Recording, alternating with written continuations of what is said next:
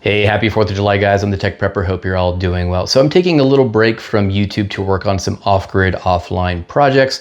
And this is just going to be an unedited video where I kind of walk you through all of the stuff that I'm working on. Hopefully it will inspire you to take a look at whatever gaps you need to fill, just in case the internet goes bye-bye. So number one, I'm working on a third ManPack build. This is the Yaesu FT857D. It's an all-band, all-mode radio that covers VHF, UHF, and HF, and it's in a great form factor for manpacking out. I've got a whole series on manpacks.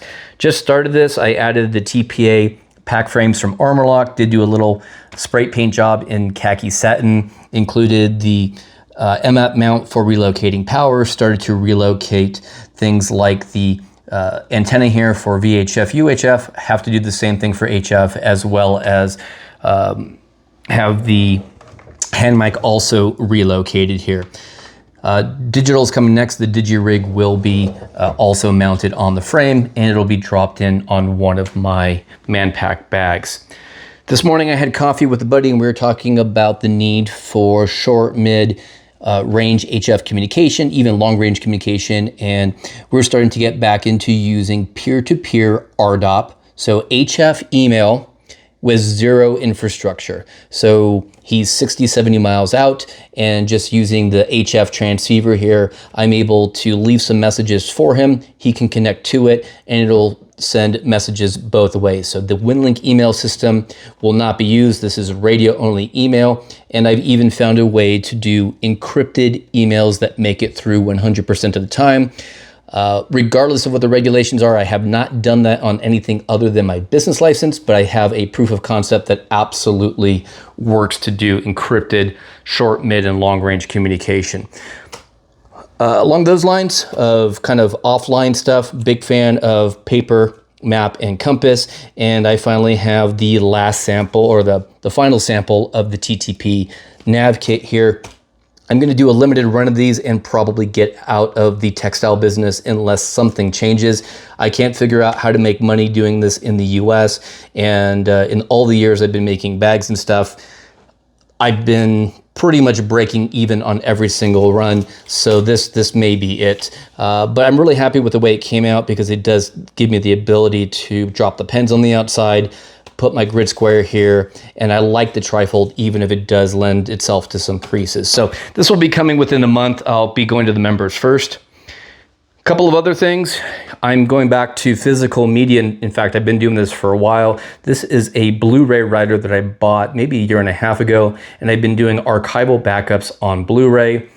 What you actually see here is not Blu-ray, but it is a pickup that I've been really enjoying finding at the Goodwill, and it is audiobooks by Brilliance Audio. And the cool thing is that these are MP3 CDs, which means I can pull off all of the MP3s just by reading them off of this drive.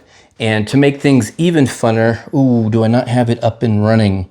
I had a write-up here on how I am converting these to a audiobook format that is DRM free and can be used on an offline, no internet connected player on my phone. So I got a whole stack of other audiobooks here to go through and start converting those myself for offline use. Along those veins, I have been working on offline mapping, and this is actually a little bit more tricky than it looks. I'll talk about it in a second here, but I downloaded on this machine the entire data set for OpenStreetMaps for North America. It comes in at 17 gigabytes, and then I'm running a offline geospatial database, and it's actually closer now to 460 gigabytes to be able to do zoom all the way down to the street level for all of North America. And then on this system, I have requested all of those offline tiles, and I'm now able to do something like this with the ADB-SB or any RTL SDR tracker. I can plug this guy in, and now I can go ahead and click the little airplane icon, and what will render now is my position centered, and we'll start to get aircraft pop in here. And I've made a few modifications to the dump 1090 program. I can even switch to other maps. I also have offline topos, for example. I could recenter and do a bunch of other things here. So really cool stuff. So my mantra is, I don't want to phone home to the internet for everything. So a little bit different than what everybody else is doing in 25. I want to go back to 1990s, but also modernize stuff just a bit. On the mapping front, just to give you an idea of what this stuff looks like. So zoom level 10 is actually this zoom level right here. In fact, let me go to the OpenStreetMap view. And it's pretty much at the interstate highway level, which is good enough.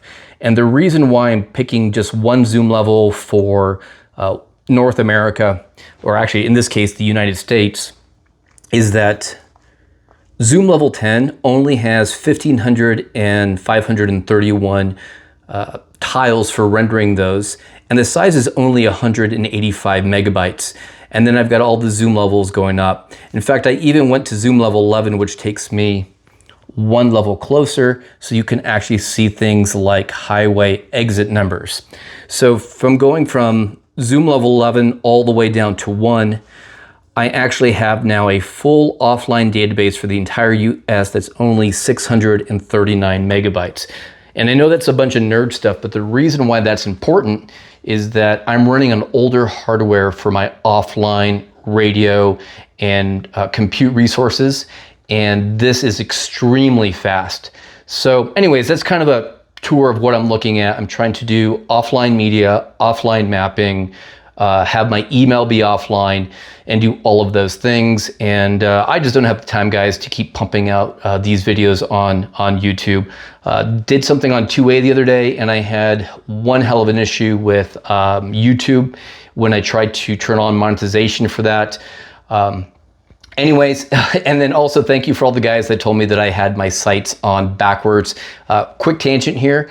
I looked at all of my other carbines. I have been putting on the N-Bus front and rear sights backwards for the last 10 years. I have been batting 1,000. Inconsistency of putting them on backwards. They've always worked for me. I've always been able to sight them in, so I will definitely turn those around and have to go back and hit the range. Anyways, have a safe and wonderful 4th of July. I'm the Tech Prepper. Be strong, be safe, and be prepared.